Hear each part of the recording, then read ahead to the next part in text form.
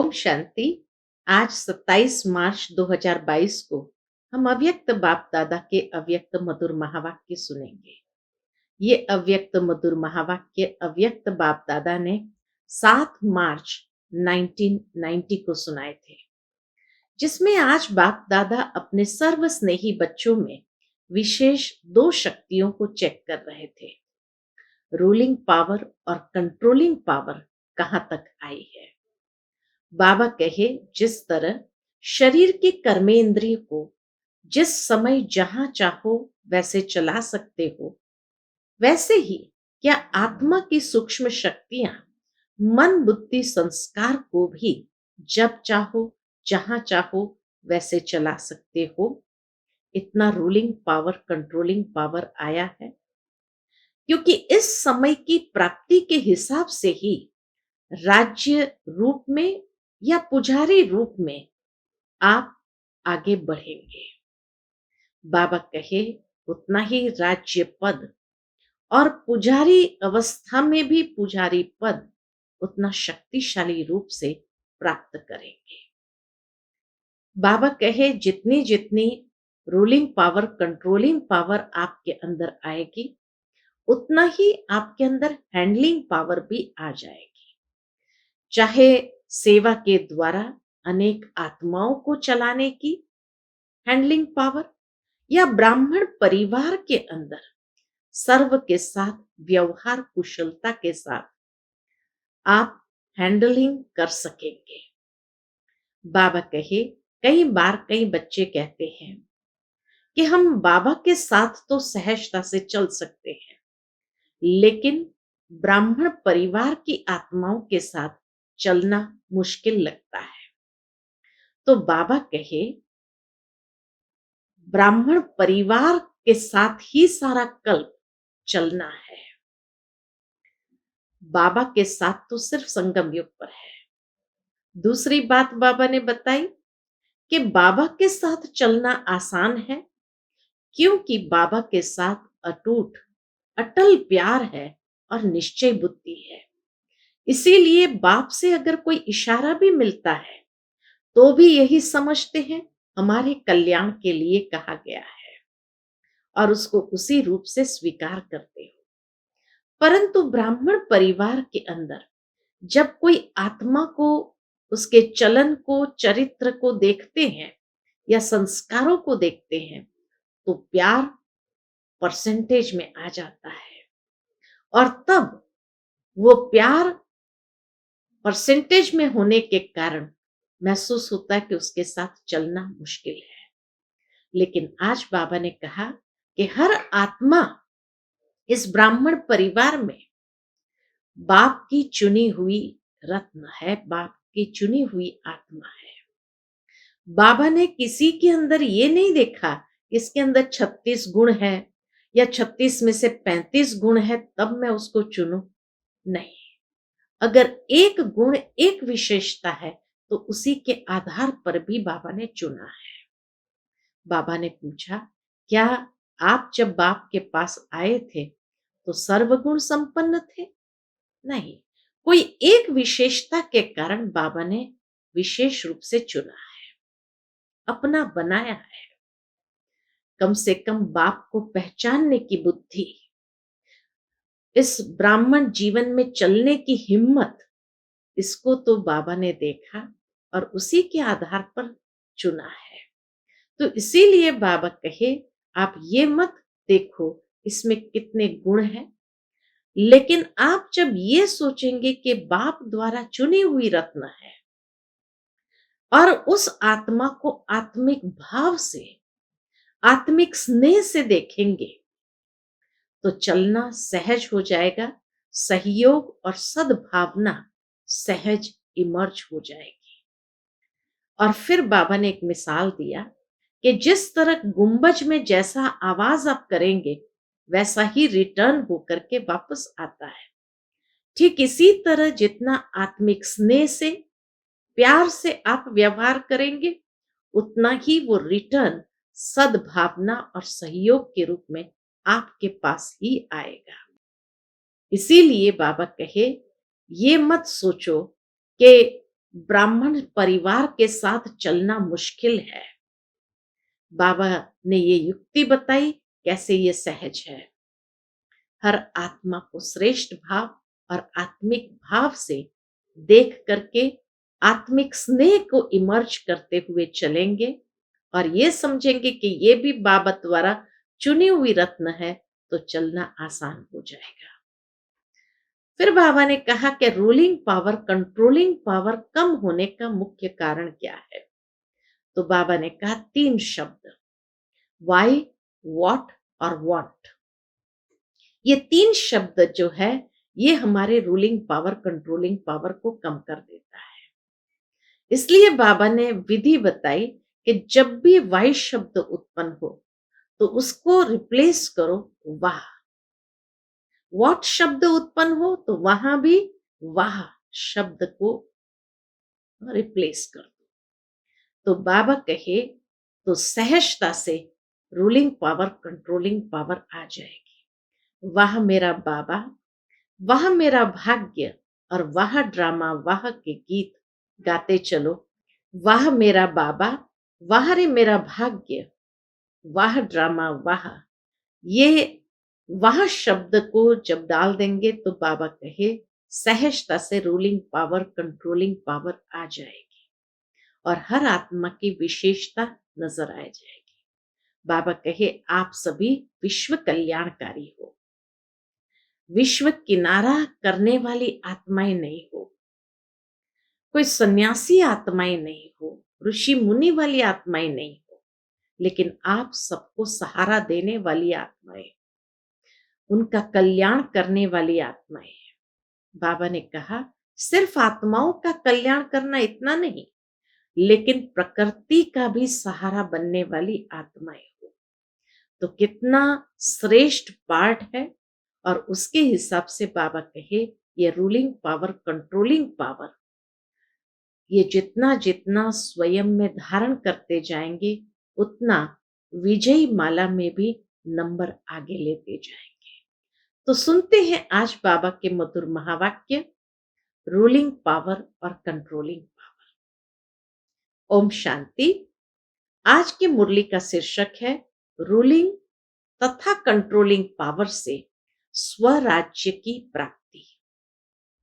आज बच्चों के स्नेही बाप दादा हर एक बच्चे को विशेष 2 बातों में चेक कर रहे थे। स्नेह का प्रत्यक्ष स्वरूप बच्चों को संपन्न और संपूर्ण बनाना है। बाबा का स्नेह का प्रत्यक्ष स्वरूप यही है कि बच्चों को संपन्न और संपूर्ण बनाना है।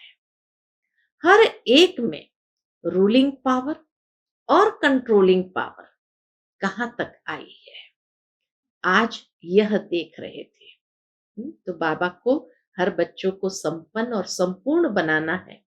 इसके लिए कौन सी बात विशेष धारण करनी है, तो रूलिंग पावर और कंट्रोलिंग पावर को धारण करने की आज बाबा विशेष शिक्षा दे रहे हैं। बाबा कहे जैसे शरीर की स्थूल कर्मेंद्रियां आत्मा के कंट्रोल से चलती है, जब चाहे, जैसे चाहे और जहां चाहे वैसे चला सकते हैं और चलाते रहते हैं। कंट्रोलिंग पावर भी है, स्थूल कर्मेंद्रिय को चलाने का कंट्रोलिंग पावर भी है। जैसे हाथ पांव स्थूल शक्तियां हैं, जैसे हाथ पांव बाबा कहे ये स्थूल शक्तियां हैं, ऐसे मन बुद्धि संस्कार आत्मा की सूक्ष्म शक्तियां हैं। सूक्ष्म शक्तियों के ऊपर कंट्रोल करने की पावर अर्थात मन बुद्धि को, संस्कार को जब चाहे, जहां चाहे, जैसे चाहे, जितना समय चाहे, ऐसे कंट्रोलिंग पावर, रूलिंग पावर आई है। स्थूल कर्मेंद्रिय को तो आत्मा की शक्ति से चलाते हैं, लेकिन बाबा कहे आत्मा की सूक्ष्म शक्तियां मन बुद्धि संस्कार को भी जब चाहे, जहां चाहे, जैसे चाहे, जितना समय चाहे ऐसे कंट्रोलिंग पावर, रूलिंग पावर आई है, क्योंकि इस ब्राह्मण जीवन में और मास्टर ऑलमाइटी अथॉरिटी बनते हो। बाबा कहे, क्योंकि इस ब्राह्मण जीवन में हर बच्चा मास्टर ऑलमाइटी अथॉरिटी बनते हो। इस समय की प्राप्ति, अब क्यों रूलिंग पावर, कंट्रोलिंग पावर चाहिए? तो बाबा कहे, इस समय की प्राप्ति सारा कल्प राज्य रूप और पुजारी के रूप में चलती रहती है। वहां पर भी यही रूलिंग पावर, कंट्रोलिंग पावर से चलते हैं। इसलिए बाबा कहे, ये बाबा विशेष चेक कर रहे हैं आज। तो इस समय की प्राप्ति सारा कल्प राज्य रूप और पुजारी के रूप में चलती रहती है। जितना ही आधा कल्प विश्व की राज्य सत्ता प्राप्त करते हो, उस अनुसार ही जितना शक्तिशाली राज्य पद व पूज्य पद मिलता है, उतना ही भक्ति मार्ग में भी श्रेष्ठ पुजारी बनते हो। तो भविष्य में राज्य पद की प्राप्ति और भक्ति में श्रेष्ठ पुजारी बनते हैं। भक्ति में भी श्रेष्ठ आत्मा की मन बुद्धि संस्कार के ऊपर कंट्रोलिंग पावर रहती है। भक्ति मार्ग में भी अगर भक्तों को देखे, तो जो श्रेष्ठ भक्त होते हैं वह भी अपने मन बुद्धि संस्कार के ऊपर कंट्रोलिंग पावर रहती है। भक्तों में भी नंबरवार शक्तिशाली भक्त बनते हैं, अर्थात जिस इष्ट की भक्ति करने चाहे, जितना समय चाहे, जिस विधि से करने चाहे, ऐसी भक्ति का फल, भक्ति की विधि प्रमाण क्या मिलता है? संतुष्टता, एकाग्रता, शक्ति और खुशी को प्राप्त करते हैं। तो बाबा कहे, जिस तरह श्रेष्ठ भक्त आत्मा जो होते हैं वो अपने इष्ट की भक्ति करते हैं, तो जितना समय चाहे, जिस विधि से करना चाहे, ऐसी भक्ति का फल, भक्ति की विधि के प्रमाण उनको संतुष्टता, एकाग्रता, शक्ति और खुशी के रूप में प्राप्त करते हैं। लेकिन बाबा कहे, लेकिन राज्य पद और भक्ति की शक्ति की प्राप्ति का आधार यह ब्राह्मण जीवन है। माना यहां से जो कंट्रोलिंग पावर, रूलिंग पावर हमने प्राप्त की, उसी के आधार पर भविष्य का राज्य पद और भक्ति की शक्ति वहां प्राप्त होती है।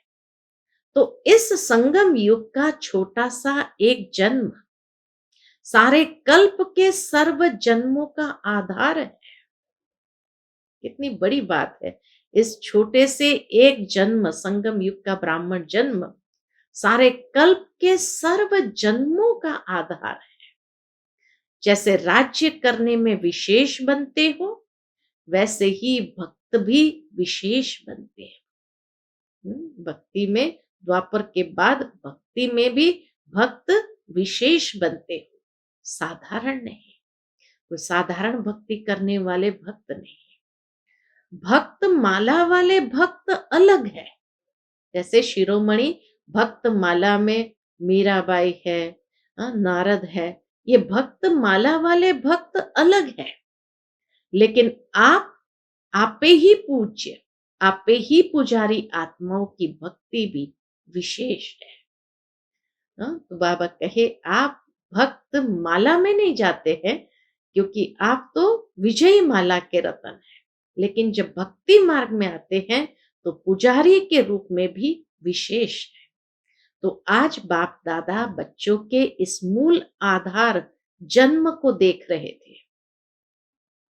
उसमें भी क्या देखा कि आदि से अब तक ब्राह्मण जीवन में रूलिंग पावर, कंट्रोलिंग पावर सदा और कितनी परसेंटेज में रही है, ये बाबा चेक कर रहे थे कि आदि से अब तक, जब से ब्राह्मण जीवन लिया तब से लेकर के अब तक, इस ब्राह्मण जीवन में रूलिंग पावर, कंट्रोलिंग पावर सदा और कितनी परसेंटेज में रही है, इसमें भी पहले अपने ही सूक्ष्म शक्तियों की रिजल्ट को चेक करो।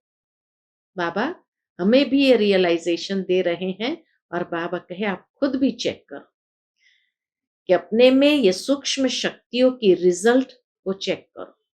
तो रिजल्ट में क्या दिखाई देता है? इन विशेष 3 शक्तियों मन, बुद्धि, संस्कार। तो बाबा कहे इन विशेष 3 शक्तियों मन, बुद्धि, संस्कार पर कंट्रोल हो तो इसको ही स्वराज्य अधिकारी कहा जाता है। जिसका मन, बुद्धि, संस्कार के ऊपर कंट्रोलिंग पावर हो, इसको ही स्वराज्य अधिकारी कहा जाता है। तो ये सूक्ष्म शक्तियां ही, बाबा कहे ये सूक्ष्म शक्तियां ही स्थूल कर्मेंद्रिय को संयम और नियम में चला सकती है। जितनी जितनी हमारे मन, बुद्धि, संस्कार के ऊपर रूलिंग पावर, कंट्रोलिंग पावर है, तो हमारी कर्मेंद्रियां भी संयम और नियम में चलती है। रिजल्ट क्या देखी? जब, जहां और जैसे, इन तीनों बातों में अभी यथाशक्ति है। रूलिंग पावर, कंट्रोलिंग पावर में बाबा कहे जब, जहां और जैसे चलाना चाहो उसमें यथाशक्ति है। सर्वशक्ति नहीं है लेकिन यथाशक्ति। जिसको डबल विदेशी अपनी भाषा में समथिंग अक्षर यूज करते हैं, कहते हैं ना समथिंग मिसिंग या लैकिंग इन समथिंग, ये कहते हैं। तो इसको ऑलमाइटी अथॉरिटी कहेंगे? पूछते बाबा। माइटी तो है लेकिन ऑल है। वास्तव में इसको ही ब्राह्मण जीवन का फाउंडेशन कहा जाता है।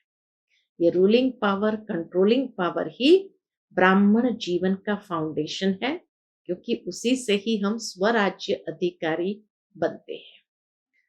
जिसका जितना स्व पर राज्य है, जिसका जितना स्व पर राज्य है, अर्थात स्व को चलने और सर्व को चलाने की विधि आती है, वही नंबर आगे लेते हैं। स्व को चलने और सर्व को चलाने, दोनों बातों की विधि जिसको आती है, वही बाबा कहे नंबर आगे लेते हैं। इस फाउंडेशन में अगर यथाशक्ति है तो ऑटोमेटिकली नंबर पीछे हो जाता है। ये भी बाबा एक रियलाइजेशन देते हैं कि जितना स्व को चलने और सर्व को चलाने की विधि आती है, वही नंबर आगे लेते हैं। और अगर इसमें यथाशक्ति हो गए तो ऑटोमेटिकली नंबर पीछे हो जाता है। जिसको स्वयं को चलाने और चलने आता है, वह दूसरों को भी सहज चला सकते हैं, अर्थात हैंडलिंग पावर आ जाती है ना। जिसका जितना स्व के ऊपर राज्य है, अधिकार है, स्वयं को चलने और चलाने की शक्ति है, तो वह दूसरों को भी सहज चला सकते हैं, अर्थात हैंडलिंग पावर आ जाती है। सिर्फ दूसरे को हैंडल करने के लिए हैंडलिंग पावर नहीं चाहिए। जो अपनी सूक्ष्म शक्तियों को हैंडल कर सकता है, वह दूसरों को भी हैंडल कर सकता है। क्योंकि जो स्वयं नियम और संयम में रह करके चलते हैं, तो नेचुरल है उसको ही देख करके दूसरे भी स्वतः चलेंगे।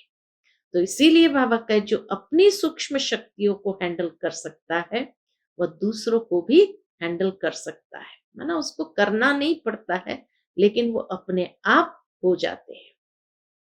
तो स्व के ऊपर कंट्रोलिंग पावर, रूलिंग पावर सर्व के लिए यथार्थ हैंडलिंग पावर बन जाती है। कितनी सुंदर बात बाबा ने कही। स्व के ऊपर रूलिंग पावर, कंट्रोलिंग पावर सर्व के लिए यथार्थ हैंडलिंग पावर बन जाती है। चाहे अज्ञानी आत्माओं को सेवा द्वारा हैंडल करो, चाहे ब्राह्मण परिवार में स्नेह संपन्न, संतुष्टता संपन्न व्यवहार करो। इसी रीति से हैंडल करो। यानी अज्ञानी आत्माओं को सेवा द्वारा हैंडल करो और ब्राह्मण परिवार में स्नेह संपन्न, संतुष्टता संपन्न व्यवहार करो। दोनों में सफल हो जाएंगे। तो स्व पर रूलिंग पावर, कंट्रोलिंग पावर है, तो ये हैंडलिंग पावर स्वतः आ जाती है, उसमें सफल हो जाएंगे। क्योंकि कई बच्चे ऐसे हैं जो बाप को जानना, बाप का बनना और बाप से प्रीति की रीति निभाना ये बहुत सहज अनुभव करते हैं। बाबा को जानना, बाबा का बनना, बाबा से प्रीति की रीति निभाना ये बहुत सहज अनुभव करते हैं। लेकिन सभी ब्राह्मण आत्माओं से चलना, इसमें समथिंग कहते हैं, इसमें थोड़ा कुछ कमी है, ये समथिंग कहते हैं। इसका कारण क्या? अब उसका कारण बहुत सुंदर बाबा ने बताया है। बाप से निभाना सहज क्यों लगता है? क्योंकि दिल का प्यार अटूट है। बाबा से हमारा दिल का प्यार अटूट है। प्यार में निभाना सहज होता है। जिससे प्यार होता है उसका कुछ शिक्षा का इशारा मिलना भी प्यारा लगता है। और सदैव दिल में अनुभव होता है कि जो कुछ कहा मेरे कल्याण के लिए कहा, क्योंकि उसके प्रति दिल की श्रेष्ठ भावना होती है। बाबा के प्रति हमारे दिल में बहुत ऊंची श्रेष्ठ भावना होती है। इसलिए अगर कुछ इशारा मिलता भी है तो क्या समझते हैं? हमारे कल्याण के लिए कहा गया है।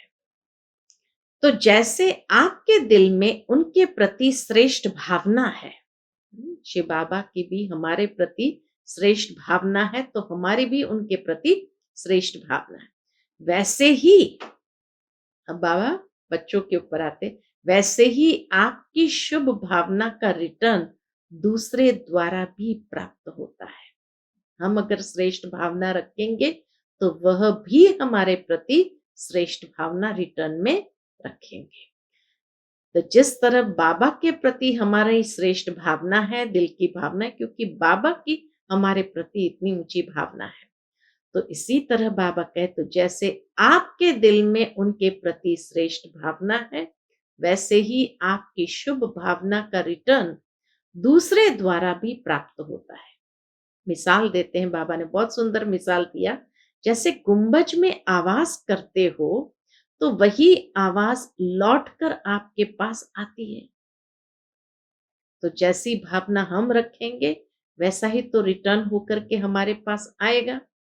तो जैसे बाप के प्रति अटूट, अखंड, अटल प्यार है, श्रेष्ठ भावना है, निश्चय है, ऐसे ब्राह्मण आत्माएं नंबरवार होते हुए भी आत्मिक प्यार अटूट अखंड है? पूछते बाबा। क्या वैसे ही हमारा ब्राह्मण परिवार की आत्माओं के प्रति भी आत्मिक प्यार अटूट अखंड है? तो बाबा कहे वैरायटी चलन, वैरायटी संस्कार देखकर प्यार करते हैं। कैसे करते हैं? एक जैसा नहीं, लेकिन वैरायटी संस्कार, वैरायटी चलन को देखकर प्यार करते हैं, तो वह अटूट और अखंड नहीं होता है। किसी भी आत्मा के अपने प्रति व दूसरों के प्रति चलन अर्थात चरित्र व संस्कार दिल पसंद नहीं होंगे तो प्यार की परसेंटेज कम हो जाती है। हमारी परसेंटेज कम क्यों हो जाती है? क्योंकि हम उस आत्मा की चलन देखते हैं, संस्कार देखते हैं, चरित्र को देखते हैं। और इसीलिए बाबा कहे अगर वो हमारे दिल पसंद नहीं है तो प्यार की परसेंटेज कम हो जाती है। लेकिन आत्मा का, अब यहाँ बहुत सूक्ष्म बात बाबा ने कही है, लेकिन आत्मा का श्रेष्ठ आत्मा के भाव से, ये आत्मा भी श्रेष्ठ आत्मा है, उस श्रेष्ठ आत्मा के भाव से आत्मिक प्यार जितना हमारा होगा उसमें परसेंटेज नहीं होती है। जब आत्मा को श्रेष्ठ भाव से, आत्मिक प्यार से देखते हैं तो उसमें परसेंटेज नहीं होती है। कैसे भी संस्कार हो, चलन हो, लेकिन ब्राह्मण आत्माओं का सारे कल्प में अटूट संबंध है, ईश्वरीय परिवार है। हाँ, बाबा कहे क्योंकि हमें चलना शिव बाबा के साथ नहीं है सारा कल्प तो हमें ब्राह्मण परिवार के साथ विभिन्न संबंधों में चलना है। तो इसीलिए आत्मिक भाव से, श्रेष्ठ आत्मा के भाव से, आत्मिक प्यार से जब उसके साथ व्यवहार में आते हैं, तो संस्कार चलन नहीं दिखाई देगा और हमारा अटूट संबंध ईश्वरीय परिवार के नाते से सहज हो जाएगा। बहुत सुंदर बात फिर आगे बाबा कहते हैं, बाप ने हर आत्मा को विशेष चुनकर ईश्वरीय परिवार में लाया है। हर आत्मा बाबा का चुना हुआ रत्न है, अपने आप नहीं आए हैं। ये सभी आत्माएं अपने आप नहीं आए हैं, बाप ने लाया है। तो बाप को सामने रखने से हर आत्मा से भी आत्मिक अटूट प्यार हो जाता है कि यह भी बाबा का चुना हुआ रत्न है। तो उससे आत्मा के प्रति भाव हमारा क्या हो जाएगा? आत्मिक प्यार, अटूट प्यार वाला भाव हो जाएगा। किसी भी आत्मा की कोई बात आपको पसंद नहीं आती है, तभी प्यार में अंतर आता है। इसलिए बाबा कहे, जब आपको किसी भी आत्मा की कोई बात पसंद नहीं आई, तभी प्यार में अंतर आता है। उस समय बुद्धि में यही रखो, विधि बताते हैं बाबा, उस समय बुद्धि में यही रखो कि इस आत्मा को बाप ने पसंद किया है। ये बात जब आ जाएगी कि ये आत्मा भी भगवान की पसंद की हुई है, तो उसके प्रति आत्मिक भाव जागृत हो जाएगा। अवश्य कोई विशेषता है, तब बाप ने पसंद किया है। तो जो बाप की पसंद, सो मेरी पसंद। शुरू से बाप दादा बच्चों को ये सुनाते रहते हैं कि मानो 36 गुणों में से किसमें 35 गुण नहीं है। 36 गुणों में से किसमें 35 गुण नहीं है, लेकिन एक गुण भी विशेष है। तब बाप ने उनको पसंद किया है। बाप ने उनके 35 अवगुण देखे, वह एक ही गुण देखा। क्या देखा? कितनी सुंदर बात बाबा की विशालता हृदय की दिखाई देती है कि बाप ने उनके 35 अवगुण देखे, वह एक ही गुण देखा। क्या देखा? सबसे बड़े ते बड़ा गुण, वह विशेषता कौन सी? बाबा कहे, सबसे बड़े ते बड़ा गुण व विशेषता, बाप को पहचानने की बुद्धि, बाप के बनने की हिम्मत, बाप से प्यार करने की विधि है। उस आत्मा ने भी तो बाप से प्यार किया है। बाप का बनने की हिम्मत है और बाप को पहचानने की बुद्धि, ये 3 बातें तो है उसके अंदर, जो सारे कल्प में धर्म पिताओं में भी नहीं थी, राज्य नेताओं में भी नहीं, धनवानों में भी नहीं, लेकिन उस आत्मा में है। ये बाबा ने देखा। बाप आप सबसे पूछते हैं कि आप जब बाप के पास आए तो क्या गुण संपन्न होके आए थे? बाप ने आपकी कमजोरियों को देखा क्या? हिम्मत बढ़ाई है। बाबा ने क्या किया? हिम्मत बढ़ाई है ना कि आप ही मेरे थे, है और सदा बनेंगे। तो फॉलो फादर करो ना। तो जैसे बाबा ने हमारी कमजोरियों को नहीं देखा, ऐसे बाबा कहे फॉलो फादर करो ना। जब विशेष आत्मा समझ किसको भी देखेंगे, संबंध संपर्क में आएंगे, तो बाप को सामने रखने से आत्मा में स्वतः ही आत्मिक प्यार इमर्ज हो जाता है। आपके स्नेह से सर्व के स्नेही बन जाएंगे और आत्मिक स्नेह से सदा सभी द्वारा सद्भावना, सहयोग की भावना स्वतः ही आपके प्रति दुआओं के रूप में प्राप्त होगी। बहुत ऊंची बात बाबा ने कही कि जब आप उसको विशेष आत्मा समझेंगे और संबंध संपर्क में आएंगे, उसे विशेष आत्मा के रूप में देखेंगे, बाप को सामने रखेंगे, तो स्वतः उस आत्मा के प्रति आत्मिक प्यार इमर्ज हो जाएगा और आपके स्नेह से सर्व के स्नेही बन जाएंगे। और आत्मिक स्नेह से सदा क्या होगा, जितना हमारा आत्मिक स्नेह होगा तो बाबा का सदा सभी द्वारा, उन आत्माओं के द्वारा भी सद्भावना, सहयोग की भावना स्वतः ही आपके प्रति दुआओं के रूप में प्राप्त होगी। वो आत्माएं भी हमें दुआएं देने लगेगी। इसको कहते हैं रूहानी यथार्थ श्रेष्ठ हैंडलिंग, कि कैसी भी आत्मा को हैंडल करना, तो इसको कहते हैं रूहानी यथार्थ श्रेष्ठ हैंडलिंग। फिर बाप दादा आज मुस्कुरा रहे थे। किस लिए मुस्कुरा रहे थे? बाबा कहे बच्चों में 3 शब्दों के कारण कंट्रोलिंग पावर, रूलिंग पावर कम हो जाती है। खाली 3 शब्दों के कारण ये रूलिंग पावर, कंट्रोलिंग पावर कम हो जाती है। कौन से 3 शब्द है? वह 3 शब्द है वाई, क्यों, व्हाट, क्या, और वांट, चाहिए। वाई, व्हाट और वांट, यानी क्यों, क्या और चाहिए। ये 3 शब्द रूलिंग पावर, कंट्रोलिंग पावर को कम कर देता है। ये 3 शब्द खत्म कर एक शब्द बोलो। तीनों शब्दों को खत्म करने वाला एक ही शब्द बोलो। वाई आए तो भी एक शब्द बोलो, वाह। व्हाट शब्द आए तो भी बोलो, वाह। वाह शब्द तो बोलना आता है ना। वाह बाबा, वाह मैं, और वाह ड्रामा। सिर्फ वाह बोलो तो ये 3 शब्द खत्म हो जाएंगे। कितनी सिंपल युक्ति बताई बाबा। उस दिन भी सुनाया ना कि बाप दादा ने कौन सा खेल देखा। आप लोगों का एक चित्र पहले का बनाया हुआ है, जिसमें दिखाया है कि योगी योग लगा रहा है, बुद्धि को एकाग्रचित कर रहा है, बैलेंस रख रहा है। बैलेंस की तराजू दिखाई है।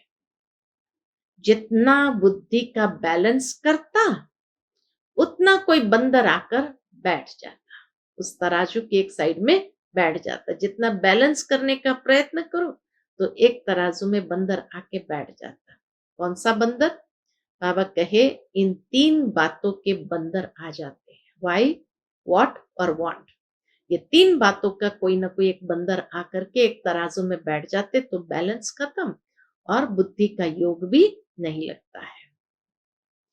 तो इन 3 बातों के बंदर आ जाते हैं तो बैलेंस क्या होगा? इन्हीं तीनों बातों के बंदर आ जाते तो बाबा कहे बैलेंस क्या होगा?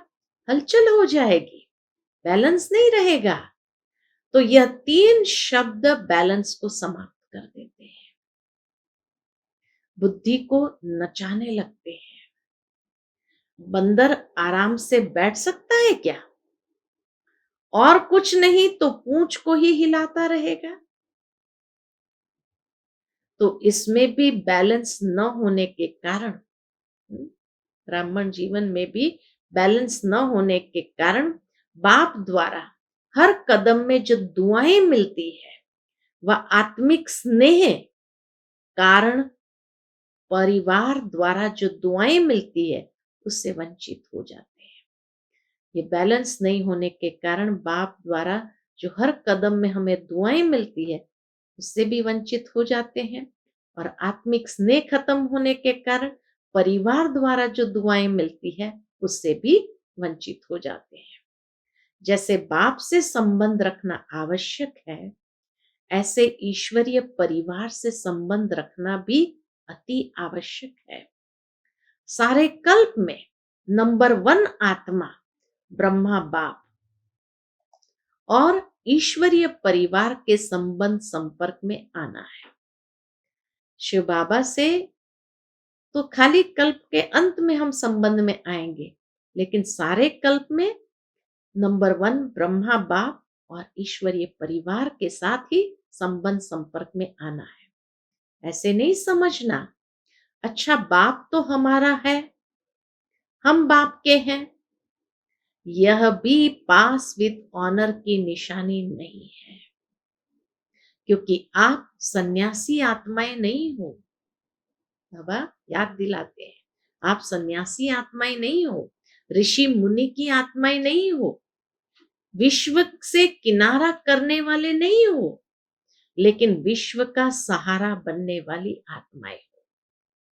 विश्व किनारा नहीं, विश्व कल्याणकारी हो। ब्राह्मण आत्माओं की तो बात छोड़ो, लेकिन प्रकृति को भी परिवर्तन करने के सहारे आप हो। प्रकृति को हम बाबा कहे सिर्फ आत्माओं की बात तो छोड़ो, ब्राह्मण आत्माओं की बात तो छोड़ो, लेकिन प्रकृति को भी परिवर्तन करने के सहारे आपको परिवार के अविनाशी प्यार के धागे के बीच से निकल नहीं सकते। जैसे 108 की माला होती है या 16,108 की माला होती है, तो माला के बीच से मणका तो नहीं निकल सकता है, वो धागे में ही रहना पड़ेगा। तो इसी तरह बाबा कहे परिवार के अविनाशी प्यार के धागे के बीच से निकल नहीं सकते। विजयी रत्न विजय माला के हैं, तो विजयी रत्न प्यार के धागे के बीच से निकल नहीं सकते। इसीलिए कभी भी किसी भी बात में, किसी स्थान में, किसी सेवा से, किसी साथी से किनारा करके अपनी अवस्था को अच्छा बना के दिखाऊं, ये संकल्प नहीं करना। कि किसी भी बात में, किसी स्थान में, किसी सेवा से, किसी साथी से किनारा करके अपनी अवस्था को अच्छा बना के दिखाऊं, ये संकल्प नहीं करना, क्योंकि आप धागे के बीच से निकल नहीं सकते। कहते हैं ना हम इसके साथ नहीं चल सकते हैं, उसके साथ चलेंगे।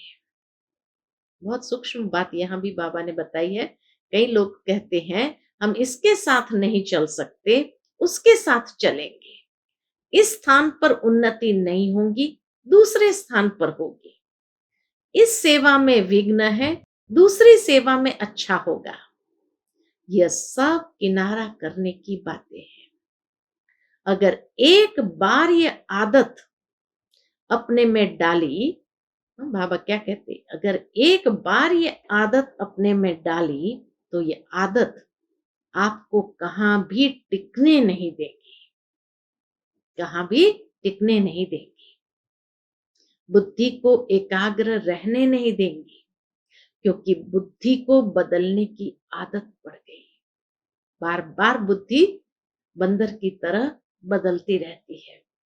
यह भी कमजोरी गिनी जाएगी, उन्नति नहीं गिनी जाएगी। यह भी क्या है, कमजोरी गिनी जाएगी, उन्नति नहीं गिनी जाएगी। सदैव अपने में शुभ उम्मीदें रखो, नाउम्मीद नहीं बनो। जैसे बाप ने हर बच्चे में शुभ उम्मीदें रखी, कैसे भी है बाप लास्ट नंबर से भी कभी दिल शिकस्त नहीं बने। बाबा लास्ट नंबर से भी कभी दिल शिकस्त नहीं बने, सदा ही उम्मीद रखी। तो आप भी न अपने से, न दूसरे से, न सेवा में, ना उम्मीद दिल शिकस्त नहीं बनो। हाँ, बाबा क्या कहे, आप न अपने से, न दूसरे से, न सेवा में, ना उम्मीद दिल शिकस्त नहीं बनो, दिल शाह बनो। शाह माना फ्राक दिल, सदा बड़ी दिल। कोई भी कमजोर संस्कार नहीं धारण कर लो, कोई भी कमजोर संस्कार नहीं धारण कर लो। माया भिन्न भिन्न रूप से कमजोर बनाने का प्रयास करती है, लेकिन आप माया के भी नॉलेजफुल हो। बाबा कहे माया क्या करेगी, भिन्न भिन्न रूप से कमजोर बनाने का प्रयास करती है, लेकिन आप माया के भी नॉलेजफुल हो ना, कि अधूरी नॉलेज है।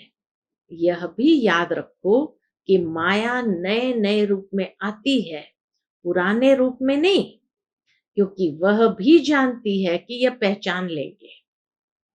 बात वही होती है, लेकिन रूप नया धारण कर लेती है। समझा?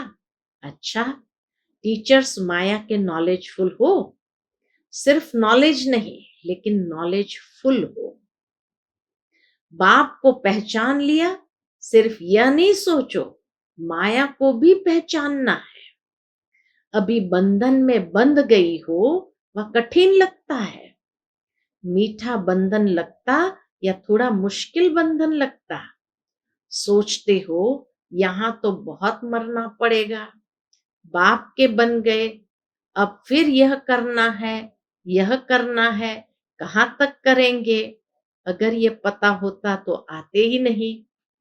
ऐसा सोच चलता है? पूछते हैं बाबा। जहां प्यार है वहां कोई मुश्किल नहीं। पतंगा भी क्षमा पर कुर्बान हो जाता है। तो आप श्रेष्ठ आत्माएं परमात्मा प्यार के पीछे मुश्किल अनुभव कर सकती हो क्या? जब परवाना कुर्बान हो सकता है, तो आप क्या नहीं कर सकती? जिस घड़ी मुश्किल अनुभव होता है, तो जरूर प्यार की परसेंटेज में अंतर आ जाता है। इसलिए कुछ समय मुश्किल लगता है। अगर होवे ही मुश्किल, तो सदा मुश्किल लगना चाहिए ना। अगर ये रास्ता, ये राह सदा ही मुश्किल हो, तो बाबा कहे सदा ही मुश्किल लगना चाहिए। कभी कभी क्यों मुश्किल लगता?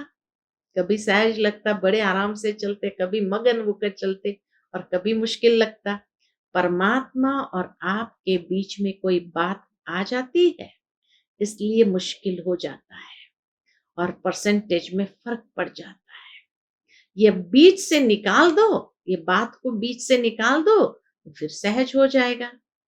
बाप दादा सदा कहते हैं, टीचर्स अर्थात सदा स्वयं हिम्मत में रहने वाली और दूसरों को हिम्मत देने के निमित्त बनने वाली। नहीं तो टीचर क्यों बनी? बाबा कहे नहीं तो टीचर बनी क्यों? टीचर माना ही स्टूडेंट के निमित्त है। कमजोर को हिम्मत दे आगे बढ़ाने की सेवा के निमित्त हो।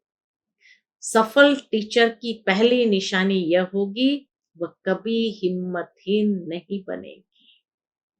जो खुद हिम्मत में रहता है, वह दूसरे को भी हिम्मत जरूर देता है। खुद में ही हिम्मत कम होगी, तो दूसरे को भी नहीं दे सकेंगे। अच्छा, चारों ओर के हिम्मते बच्चे मदद बाप के अधिकार को अनुभव करने वाले, सदा स्वराज्य की शक्तियों को हर समय प्रमाण प्रयोग में लाने वाले, सदा बाप और सर्व आत्माओं के अटूट स्नेही, सदा हर कार्य में संबंध संपर्क में वाह वाह के गीत गाने वाले, ऐसे ऑलमाइटी अथॉरिटी बच्चों को बाप दादा का याद प्यार और नमस्ते। हम रूहानी बच्चों की रूहानी माता पिता बाप दादा को याद प्यार गुड मॉर्निंग और नमस्ते।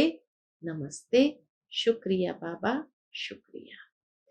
आज का बाप दादा का मधुर वरदान हम बच्चों के प्रति है, प्लेन बुद्धि बन सेवा के प्लान बनाने वाले यथार्थ सेवाधारी भव। प्लेन बुद्धि बन सेवा के प्लान बनाने वाले यथार्थ सेवाधारी भव। यथार्थ सेवाधारी उन्हें कहा जाता है जो स्व की और सर्व की सेवा साथ साथ करते हैं। स्व की सेवा में सर्व की सेवा समाई हुई है। ऐसे नहीं दूसरों की सेवा करो और अपनी सेवा में अलबेले हो जाओ। सेवा में सेवा और योग दोनों ही साथ साथ हो। सेवा में सेवा और योग दोनों ही साथ साथ हो। इसके लिए प्लेन बुद्धि बनकर सेवा के प्लान बनाओ। प्लेन बुद्धि अर्थात कोई भी बात बुद्धि को टच न करे। प्लेन बुद्धि अर्थात कोई भी बात बुद्धि को टच नहीं करे, सिवाय निमित्त और निर्माण भाव के। हद का नाम, हद का मान नहीं, लेकिन निर्माण। हद का नाम, हद का मान नहीं, लेकिन निर्माण। यही शुभ भावना और शुभ कामना का बीज है। आज का स्लोगन है, ज्ञान दान के साथ साथ गुण दान करो तो सफलता मिलती रहेगी। ज्ञान दान के साथ साथ गुण दान करो तो सफलता मिलती रहेगी। अच्छा, ओम शांति।